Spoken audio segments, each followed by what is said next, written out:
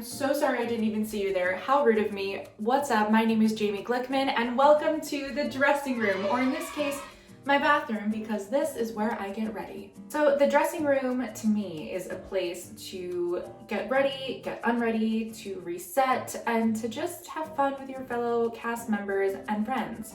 And I just want to bring the comfort and fun of the dressing room to all of the Broadway lovers at home, because clearly we can't all be together right now because of the pandemic. But hopefully we will be able to be together soon. But in the meantime, I'm just so happy to bring all of that dressing room joy to you. So after many months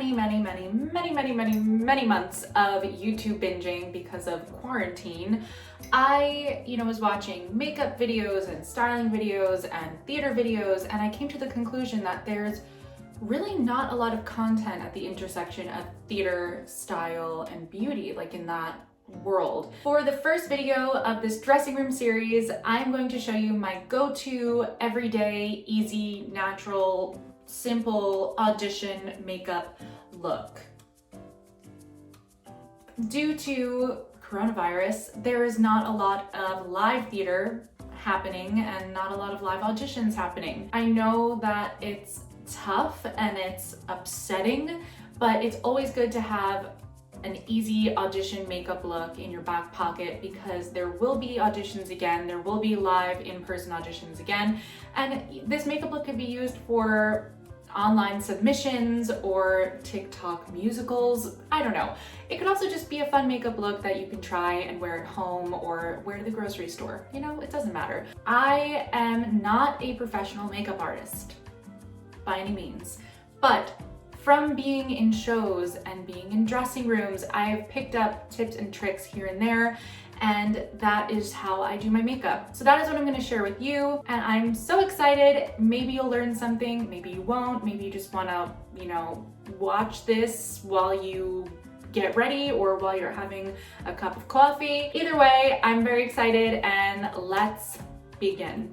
The first step of basically any makeup routine that I ever do is moisturizing. I just feel like it makes your makeup look more glowy and natural. It's also just good for your skin, especially in the winter time when it's freaking dry and the heat is on, and I just feel like Voldemort when he's like, I use the coconut water cream from First Aid Beauty. It is my favorite moisturizer that I've ever tried. I have pretty sensitive skin and this has never broken me out. It doesn't make me feel oily. It almost feels like velvet. A little bit goes a long way. Sinks in very quickly. It's amazing. First Aid Beauty Coconut Water Cream. Yes. I'm going to be putting on this IT Cosmetics CC cream. I love the CC cream. I just think it's very light. Very airy, and it doesn't feel like suffocating on my face. I prefer CC creams for audition makeup just because it's definitely lighter and less visible, because you're going to be in person, people are going to be seeing you up close, and it's just more for that natural glowy look rather than stage makeup where you really need to lay it on thick and powder because you're under lights. I am going to take just a little bit of this CC cream and dot it on my skin, not heavily. I also love that the CC cream has SPF in it because sunscreen is very, very important. You can get sun damage even in the winter time. Bounce, bounce, bounce, bounce, bounce, bounce, bounce, bounce, bounce. The beauty blender all over your face. So the next step is concealer. I feel like I've pretty much only used the Tarte Shape Tape concealer. It's very full coverage, so you really just need to use a very small amount. I take a tiny dot and do that much underneath my eyes. I'll do a little bit here, and any redness spots. Conceal, conceal, conceal, conceal. Don't feel, don't let them know that you have makeup on. What I really love about the CC cream and concealer duo that I have is that it maintains that glow from the moisturizer, which is great because it just makes it look more natural, and that's the look we're going for. Next step is setting powder. This is the Laura Mercier translucent setting powder, and it is the best setting powder I've ever used ever. I learned about this setting powder when I was in college and I was doing parade, and I saw that one of the girls was using this, and I was like, why does her makeup look so good? And then I found out it was this powder. And ever since then, I've been using this powder for every show. It has made my makeup last from like 7 a.m. throughout the day to the show, throughout the show, and then like after the show. A little bit goes a long way, which I love because it makes it last a long time. Take a little bit and pat it into the skin. Don't rub into the skin because then it kind of makes all of the work that you did with the concealer and CC cream go away. Another tip I have is to focus the powder and really any product that you're putting on your face below your forehead. A lot of product ends up settling in your hairline, and I've had times where I've put way too much foundation and way too much powder on my forehead, and I just end up having this like crackly, disgusting, cakey experiment going on in my hairline, and it just doesn't look cute. And then it ends up being all different colors, and it's just you don't want to do that. I always get hairs stuck in my eyebrow spoolie brush. Does that happen to anyone else? The next step is brows. I'm going to be using the Anastasia Brow Duo in Ash Brown. There's really no technique I have for filling in brows. Really just go with the shape you like and go with the direction of your brow hair. I have pretty thin brows, so I like to kind of thicken them up on the tail end. I'm gonna go do my brows off camera and then come back. The brows are not perfect. They come out a little different every time, but that's, you know, the exciting part. You never really know how something's gonna turn out. But for the most part, these are the brows. This is them. Welcome brows. I like to take a brow gel. I use the Anastasia brow gel, which I've had for about 4 years now. I don't know how it's lasted this long. And I just brush my eyebrow hairs in the direction that I want them. The next step is bronzer. I have been loving this Sephora brand bronzer in the shade Santorini. So I'm just gonna take a little bit and poke in the cheeks and just do a light swipe of it just to look a little bit less one-dimensional from the setting powder and the CC cream and the concealer. Okay. I like to add the blush last just because it's like my favorite part. I don't know why, I just always did that. I love adding blush and I always end up adding a lot of it, but then I feel like when I look in the mirror the next minute, it's like all gone and my skin has absorbed it.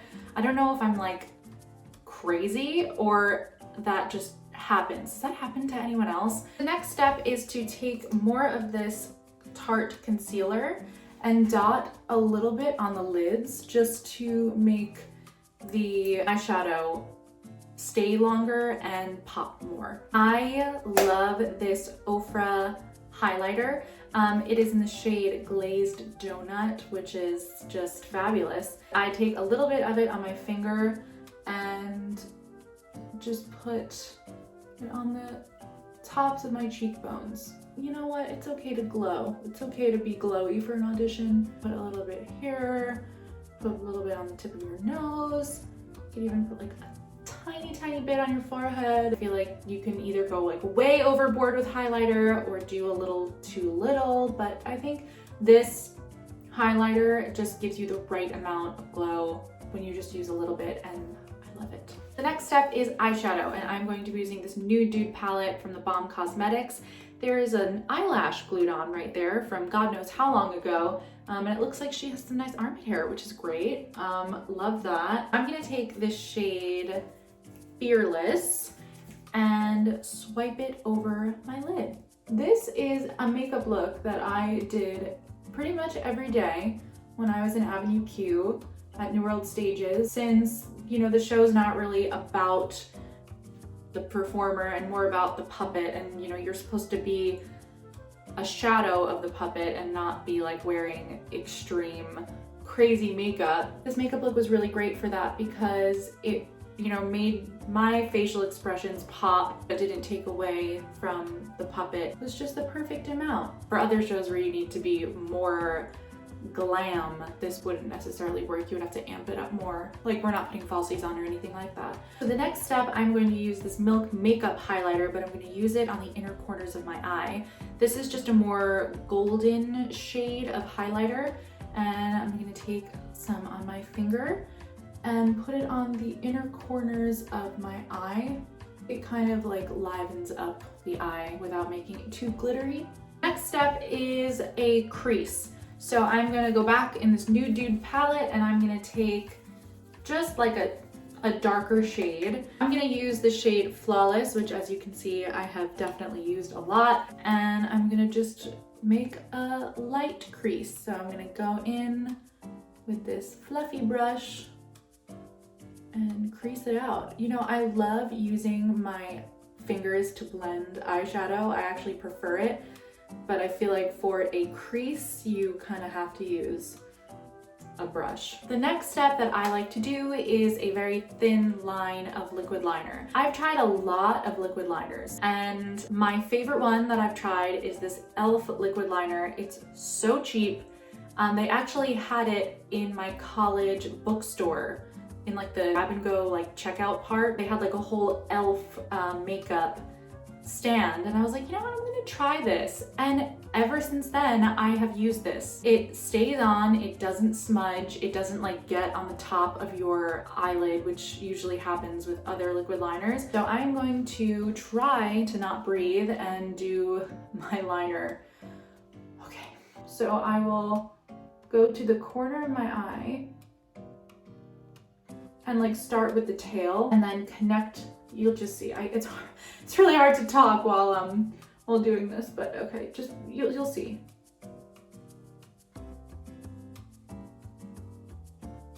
Basically what I did is connect the top of the tail like with a straight line diagonally to my eyelid, and then I kind of just stamp on the line. I like to keep it as close to my lash line as possible because I just think it looks more natural, and that's the look we're going for. And I don't like to bring it all the way to the corner because then I find that I get like all this like black shadow eventually from just like my eyes tearing up during the day or whatever. And then I stop about half an inch to my inner corner. I just think it makes it look more natural, and that is just how I do my eyeliner. It's a dangerous game, this liquid eyeliner thing, but with practice, it ends up going better than not. The next part of this makeup look is curling the lashes. It's very important to wait for your liquid liner to dry before you curl your lashes, otherwise you're going to get black all over the eye makeup that you just did.